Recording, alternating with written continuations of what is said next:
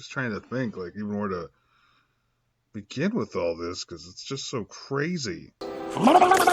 This should come as no surprise to anyone, but the Phantom Menace sucks. What? Okay, the plot goes something like this. So there's a trade blockade around a planet. So Obi-Wan and Qui-Gon show up and they're like, hey, what the crap is up with this trade blockade you got going on around this planet? And they they panic. What do we do? Darth Sidious is on the visor or whatever they call it, and he's just like, just kill him. And then they go down to Naboo. They meet Jar Jar Binks to everyone's chagrin. He takes them to the Gungan city. Qui-Gon tricks them into giving them a boat to get to the other side of the planet to talk to the Queen, but through long-winded exposition, they decide that the only solution they have is to appeal to the Senate, so they go through the blockade, and then choose to hide on Tatooine, where they meet Anakin Skywalker, and then he's like, you're strong in the Force, come with us, and after a very long period of screen time, they leave, get to the Senate. The Senate isn't cooperative, so they overthrow the leader of the Senate in order to put Palpatine in charge, who then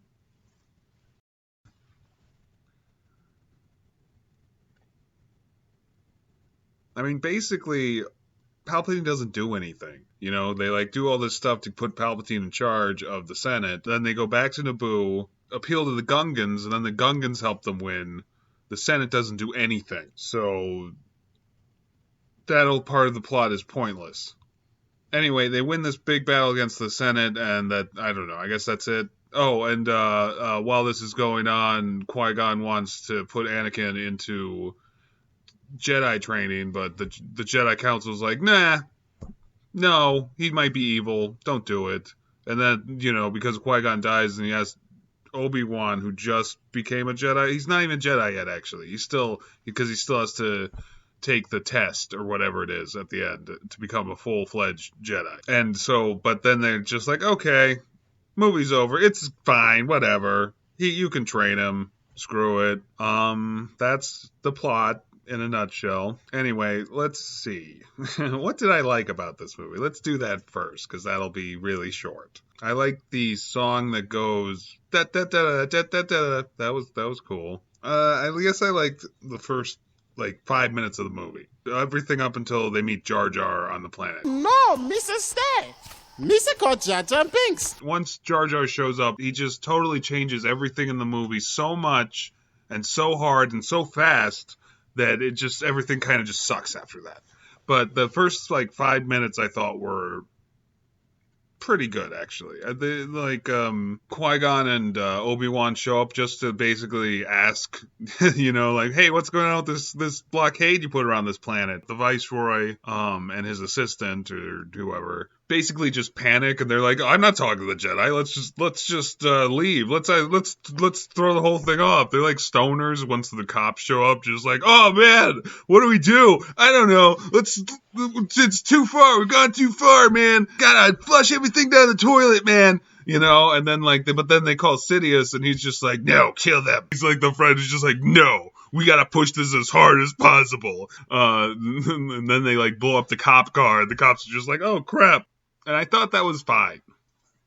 Basically, that was a fine start, and it kind of set a tone, but the tone didn't have any payoff, and that's kind of the major problem. It's a complete tonal mess. Let me think. Is there anything else I liked before I get into that? I liked the scene, or not even the scene, not the whole scene. I just liked the bit when Amidala explains the plan, and then she has this 3D image pop up, and she explains the plan, and it's actually a pretty good plan. It feels like spy stuff. Just that plan, we'll distract them with this huge army, and that'll bring the droids out of the city, so then it'll be clear for us to go in, infiltrate, and hopefully do the thing that will actually win the war. But then just Anakin wins the war by himself in a really stupid way. Now this is pod racing. And really, the whole war is just one battle that lasts for 5 minutes, 15 minutes, maybe. It's just this. I don't know. Well, I guess let's get into everything I don't like, because I think that's everything I did like. Truthfully, I've seen this movie a few times before, obviously. I watched it in theaters. I actually saw it at least 3 times in theaters. because I was just that obsessed with Star Wars at that moment, you know, like, but it was only the first trilogy. For everyone, when that came out, everyone was so excited for it. I mean, it was like, and it was such a disappointment. It was such like a come down, you know, because like everyone was so excited. There hadn't been anything in theaters for years. I think 1983 was the Return of the Jedi, and then it was 1999 this movie came out, so that's 16 years later. Just it was so exciting. Oh my god. But I still saw it 3 times in theaters because, like, I really did still like a lot of the moments, you know. And truthfully, while I was in theaters, when people would be like, "It sucks," and I was like, "Oh, it's just Jar Jar." Everyone hates Jar Jar, you know. That's the only reason it's bad. If Jar Jar wasn't in it, it would be good. You know, I would make basically that argument. I know I'm how wrong I was now, but like I feel like I mean, I haven't seen this movie probably since 2005 or something like that.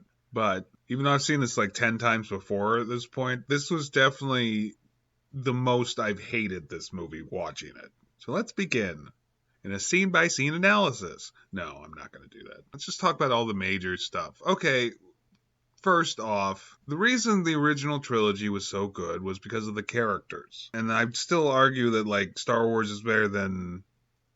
Or I like Star Wars more, I should say, than most other sci-fi properties because it is all about the characters. It's not really about the space or the science. Like, science is all secondary. Everything is secondary. The action is secondary to the story of these characters. You know, like even the plot's secondary to these characters almost. But the plot really helps. I mean, you need a good plot to have a good story. And in a lot of ways, I'd actually say the plot of the Phantom Menace is pretty good. Not great. You know, okay, it's just, I don't know. Let's talk about that in a minute. But the characters are all set up very well. Luke is basically just a farm boy who knows almost nothing about the world around him. I mean, that's why he's a good protagonist, because he can ask a lot of questions and then people can explain things to him.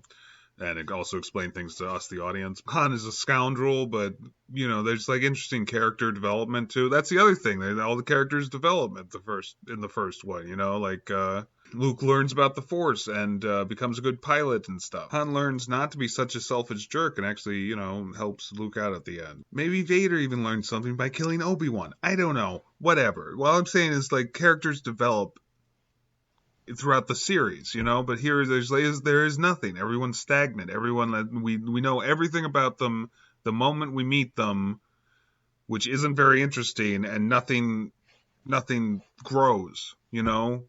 Like Obi-Wan doesn't like become a different person, even after Qui-Gon dies, you know, and that's another thing. As I would say, like all the main characters, except Jar Jar Binks, truthfully, their acting is like really stale, really like wooden, you know, like really just like one note, not just character wise, but acting wise, you know. There's nothing.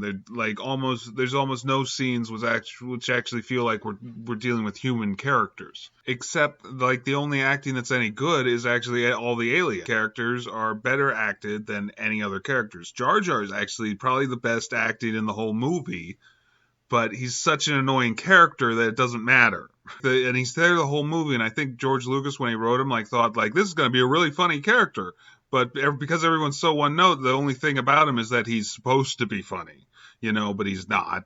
His jokes are annoying. I don't think I'd laughed at anything he did, not even ironically, because it's just so bad. And like that's even worse. It's like supposed to be funny, but instead just sucks all the life out of the movie, what little life there is. I feel like maybe 20 years from now, if somebody like remade this movie who wasn't George Lucas, but like basically just took the bare bones of the plot, they could actually make something good out of it, because like there's some interesting stuff in it. I actually thought some of the most interesting stuff happens in like the Senate room, or with Palpatine specifically, and how he's explaining all this stuff. There's too much exposition though, way too much exposition. All the most interesting stuff is told to us through exposition, and it's like show don't tell, right?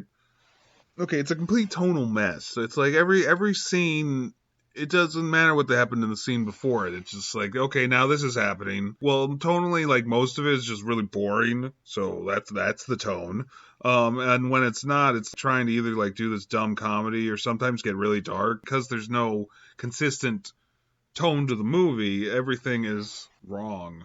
And it's like I don't know what to feel at all throughout the whole movie. I mean, I don't know if I'm supposed to feel anything even. Am I just like watching this as this slow train wreck unfolds?